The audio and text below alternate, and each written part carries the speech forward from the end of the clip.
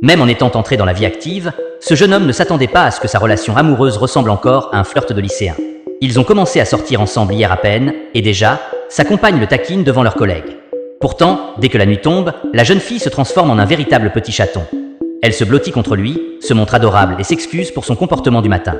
Le garçon a honnêtement cru qu'elle allait le quitter, mais pour confirmer leurs sentiments, elle est même venue chez lui pour rester à ses côtés.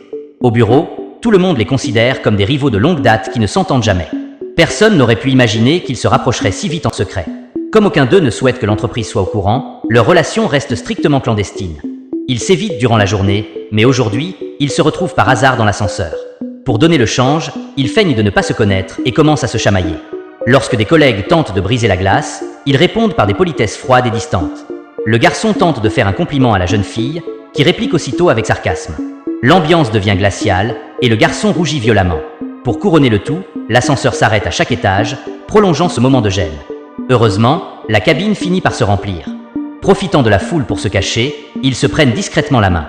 Après un mois de relation, ils trouvent enfin le temps pour un vrai rendez-vous au cinéma. Avant de partir, ils suggèrent qu'ils s'appellent par leur prénom en privé. Mais chaque fois qu'il prononce le sien, il rougit de plus belle.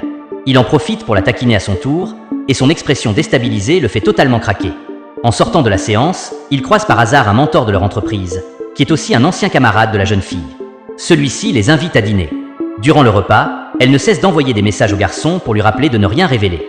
Jalouse de voir son compagnon discuter de souvenirs de faculté avec leur mentor, elle manque de tout dévoiler. Finalement, ils parviennent à garder leur secret. À la fin de la soirée, elle est épuisée, mais leur rendez-vous peut enfin se poursuivre en toute intimité. Dès qu'ils se retrouvent seuls, elle se rapproche de lui. Il lui propose alors de rester dormir. Le lendemain matin, faute d'avoir pu changer de vêtements, elle doit retourner travailler dans sa tenue de la veille. Pour ne pas éveiller les soupçons, ils se rendent au bureau séparément. Dans le train bondé, le garçon croise une collègue, mais celle-ci ne remarque rien. C'est ainsi qu'ils reprennent leur quotidien, retournant une fois de plus à leur vie amoureuse sous couverture.